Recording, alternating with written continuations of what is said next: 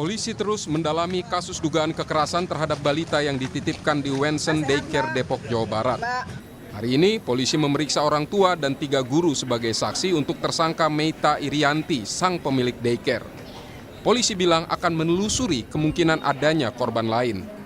Kita masih berupaya untuk mencari tahu 10 anak ini siapa, ya, karena petugas administrasinya kan sampai saat ini belum datang ke sini. Jadi kita mau cari 10 anak ini siapa, nanti kita akan hubungi keluarganya, kita akan tanyakan apakah ada yang mengalami kekerasan sama seperti korbannya. Kalau ada tentu nanti kita akan masukkan dalam bahan-bahan penyelidikan. Tapi sementara ini korbannya 2. Imbas kasus kekerasan kepada balita, Dinas Pendidikan Kota Depok juga memutuskan akan menutup daycare Wensen School. Disdik Depok menyatakan Wensen Daycare tidak mengantongi izin daycare, melainkan izin kelompok bermain. Tidak berizin, ya. Yang berizin adalah kelompok bermainnya. Tapi itu pun kita evaluasi dan kami sudah rapat dengan Dinas Perizinan. Dinas Pendidikan merekomendasikan untuk ditutup lembaga ini. Nah, ini mungkin kelemahan kita bersama nih, kontrol masyarakat juga luput gitu ya, yang seharusnya kelompok bermain tapi ada daycare. Kita juga baru mengetahui ada daycare ini ya ketika kasus ini ada gitu. Polisi memeriksa saksi kasus penganiayaan balita di daycare Depok, yaitu orang tua korban dan guru. Kementerian PPA ikut melakukan pendampingan pada Jumat siang di Polres Metro Depok. Kuasa hukum korban menyatakan pihaknya menuntut pelaku dihukum seberat-beratnya. Pastinya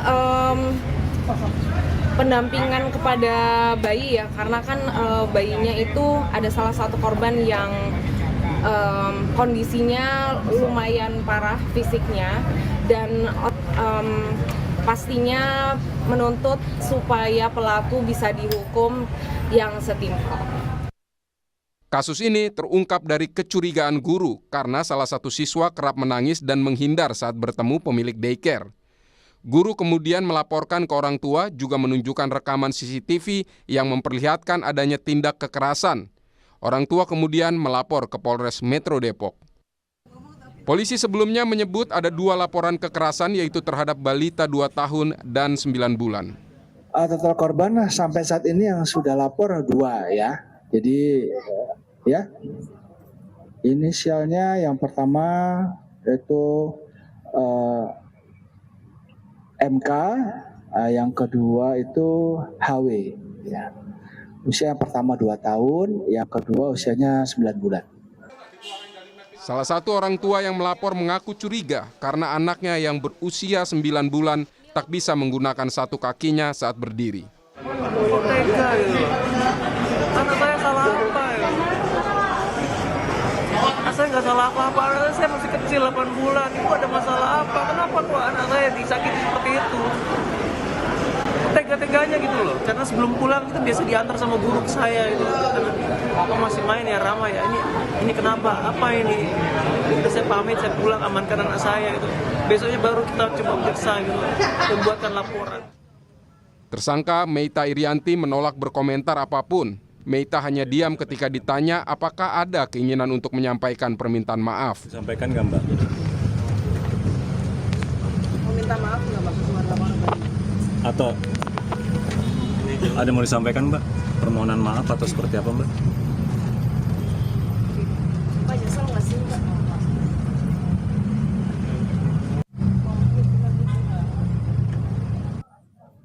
Meita Irianti merupakan influencer yang kerap membagikan video parenting dan konten-konten bijak mengenai ibu dan anak.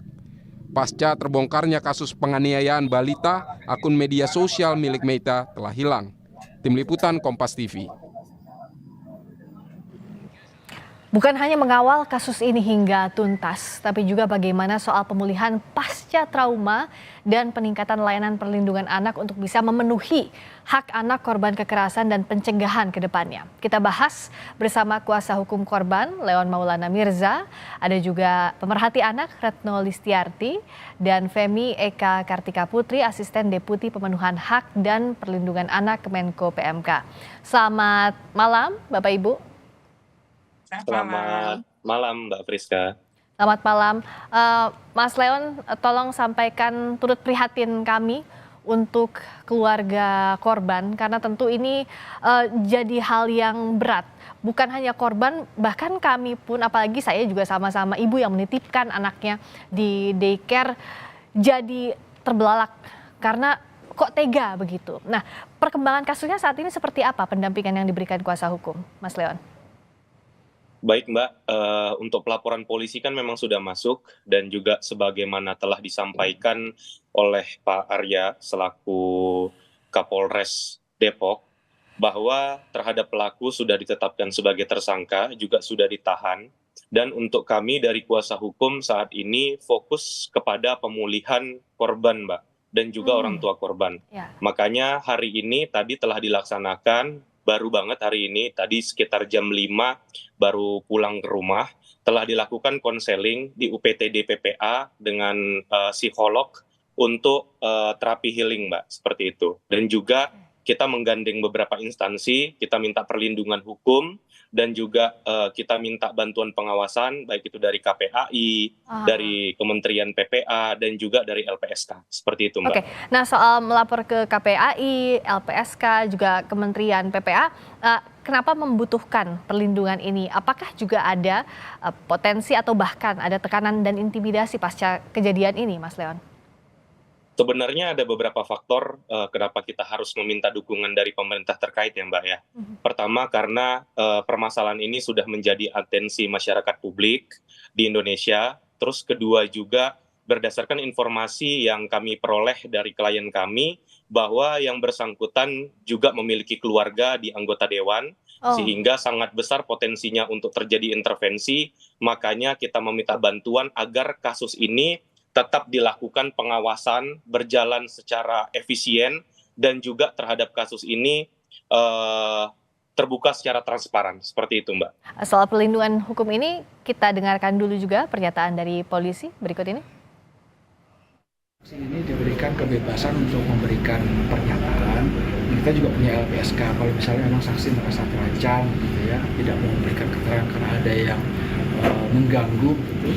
Tapi saya berharap karena ini kasus yang melibatkan anak gitu ya, dan ini kita tidak ingin terulang. Saya harap semua pihak dapat membantu untuk proses penyidikannya. Tidak ada pihak-pihak yang berusaha untuk menghalangi. Kalaupun misalnya nanti ada yang menghalangi, maka pihak tersebut akan bisa kita kenakan obstruction of justice, yang menghalangi penyidikan gitu ya. Tetapi sampai saat ini saya belum mendapat konfirmasi apakah ada yang diancam atau tidak, itu belum ada yang laporan ke kita. Itu tadi Kapolres Metro Depok yang menyebut akan dilindungi saksi maupun korban dalam kasus kekerasan terhadap anak. Kalau dari Kemenko PMK, Mbak Femi, bagaimana pendampingannya dalam kasus kekerasan terhadap anak, perlindungan dari pemerintah? Baik, terima kasih Mbak. Jadi saya bukan asisten deputi pemenuhan hak anak, saya adalah deputi bidang koordinasi peningkatan kualitas anak, perempuan dan pemuda tahun 2020 sampai dengan tahun 2023. Jadi saya dari kekeliruannya Mbak ya. Nah, oleh karena itu tadi saya ingin saya sampaikan bahwa perlindungan kepada anak ini memang harus dilakukan secara maksimal ya, secara terkoordinasi baik dari pemerintah daerah, karena terkait dengan pelayanan sosial dasar. Jadi pelayanan sosial dasar itu adalah tugas yang diberikan kepada pemerintah daerah kabupaten kota. Jadi semestinya perizinan terkait pendirian usaha, ini namanya usaha ya Mbak, ya. Usaha daycare itu memang harus diberikan secara hati-hati betul, dan harus ada monitoring terhadap usaha daycare atau tempat penitipan anak ini, karena ini penting. Nah, kemudian pendampingan kepada korban ini memang harus secara maksimal ya. Pemerintah daerah mestinya, entah itu dinas pendidikannya, mestinya karena izin usahanya ini kan melalui satu pintu. Nah, kemudian ke bawahnya ini masih ada rekomendasi dari Dinas Pendidikan. Namun juga saya kira tadi Dinas PPPA, kemudian Dinas Sosial, ini juga harus dilibatkan dan tentu saja ada kepolisian daerah setempat yang masih juga memberikan perlindungan. Apalagi misalnya ini ada keluarga dari si pelaku ini yang katanya orang penting yang membuat khawatir ya nanti penegakan hukumnya tidak berjalan. Ini mestinya tidak boleh sampai terjadi seperti itu. Jadi memang pemerintah daerah setempat jadi ini harus menjadi leading. Saya nggak tahu nih, mestinya ya Dinas Pendidikan setempat ya harusnya, karena layanan sosial dasar ini memang tidak hanya pendidikan semestinya. Ada Dinas Sosial, juga ada Dinas PPPA, tapi memang Dinas PPPA punya tugas khusus juga dalam hal kekerasan terhadap anak maupun terhadap balita, begitu ya Mbak ya. Jadi saya mengharapkan betul bahwa pemerintah daerah ini ke depan ini semakin selektif dalam memberikan perizinan kepada daycare atau tempat penitipan anak. Apalagi ada permennya ya, landasan hukumnya tentang pendirian satuan PAUD, kemudian standar pendidikan untuk anak usia dini juga sudah ada. Jadi saya harap tidak hanya sekedar administrasi, ya, tidak perlengkapan administrasi, tapi justru harus ada yang bisa memastikan bahwa daycare tersebut betul-betul aman untuk menjadi tempat tumbuh kembang anak ketika orang tuanya sedang meniti karir atau sedang bekerja dan sebagainya. Mbak Femi. Ya. Nah saya ke Mbak Retno, karena kan Mbak Retno sebagai pemerhati anak, pemerhati pendidikan, kita tahu orang tua memilih daycare itu kan ada banyak faktor, misalnya dari jarak atau misalnya testimoni dari orang yang pernah menitipkan anak di sana. Nah, sejauh ini semestinya yang ada dalam bayangan orang tua, kalau sudah ada pendirian daycare, apalagi sudah terkenal misalnya, itu sudah mendapat izin. Tapi ternyata pada faktanya tidak dalam kasus ini. Di mana ini loophole-nya Mbak Retno? Di mana celahnya?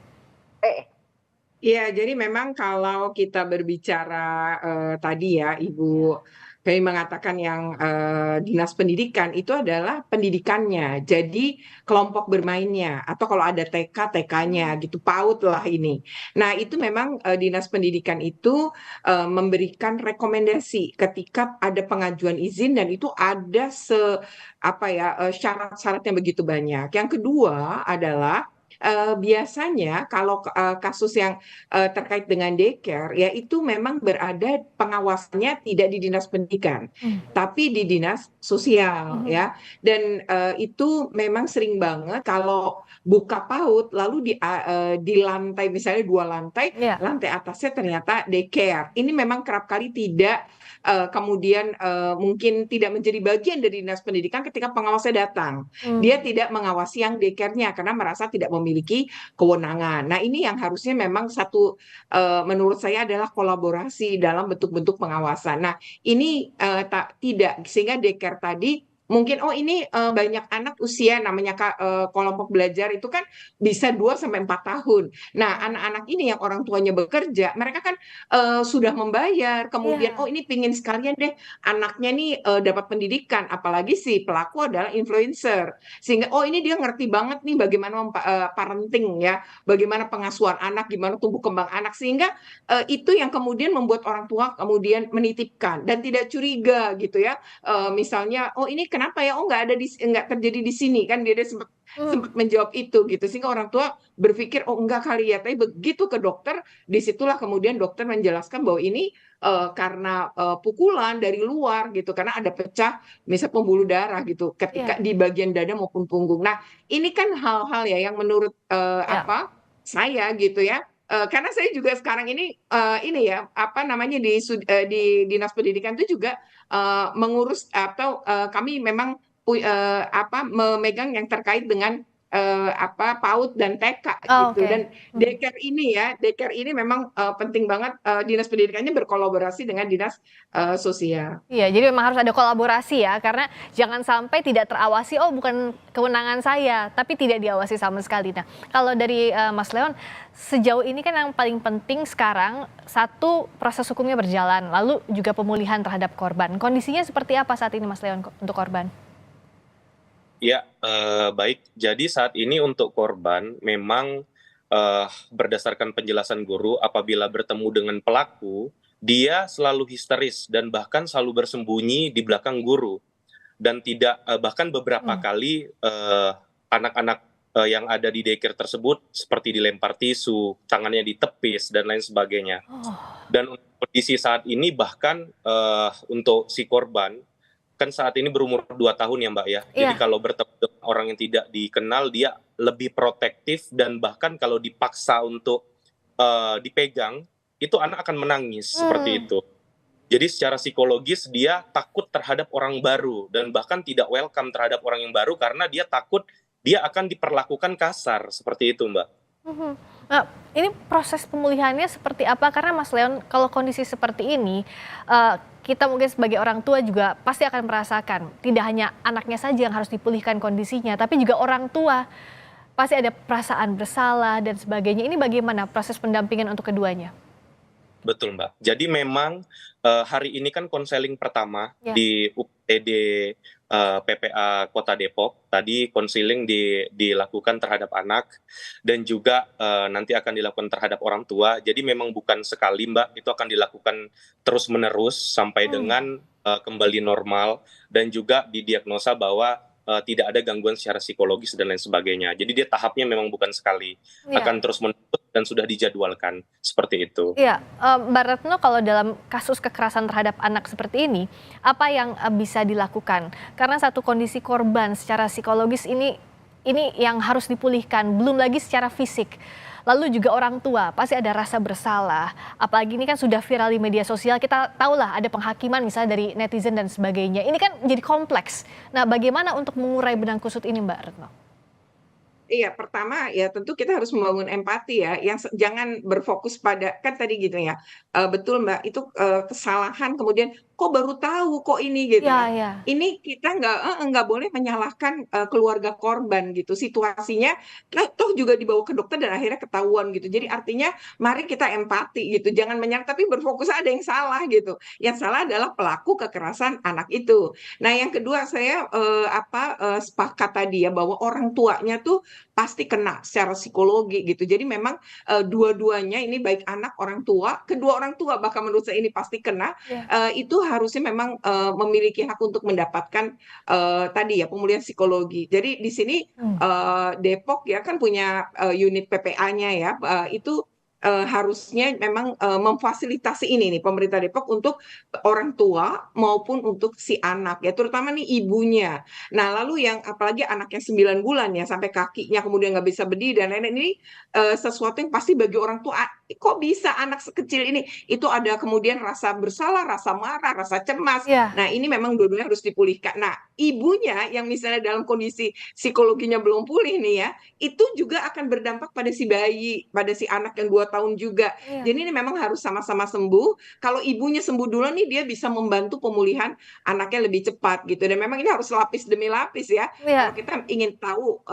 dampak psikologinya secara kuat tadi di mana gitu. Iya, untuk perbaikan secara regulasi dan pengawasannya, Mbak Femi, apa yang bisa dilakukan sebenarnya dalam waktu dekat? Karena jangan sampai ada korban dulu, baru nanti diperbaiki. Yang jelas regulasi dari pemerintah daerah setempat itu harus lebih ketat ya Mbak ya.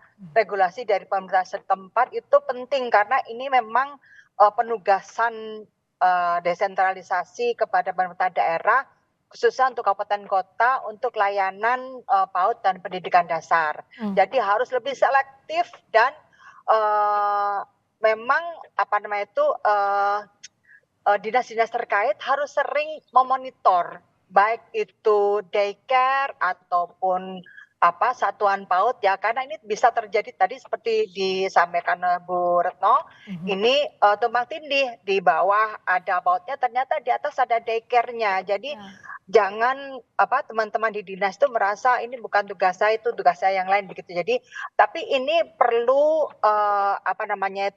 regulasi yang jelas di tingkat pemerintah daerah khususnya kabupaten kota, dan kemudian juga monitoring harus lebih sering-sering dilakukan. Monitoring lebih, kemudian standar pendidik dan tenaga kependidikannya, standar pengasuh, dan termasuk juga mungkin ya pemiliknya ya. Jadi tidak hanya bersifat bisnis, tapi itu tadi ada nggak misalnya nanti persyaratan khusus yang bisa diberikan kepada si pemilik daycare ini supaya pikirannya nggak hanya untuk bisnis, tapi itu tadi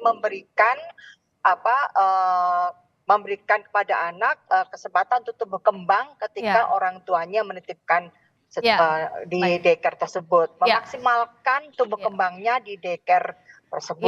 Begitu. Betul. Jadi memang harus ada regulasi dari Pemda setempat. Ya, regulasi dan standar begitu ya, Mbak. Oke, betul. Ya, terakhir Mas Leon, jadi berikutnya prosesnya seperti apa, singkat saja?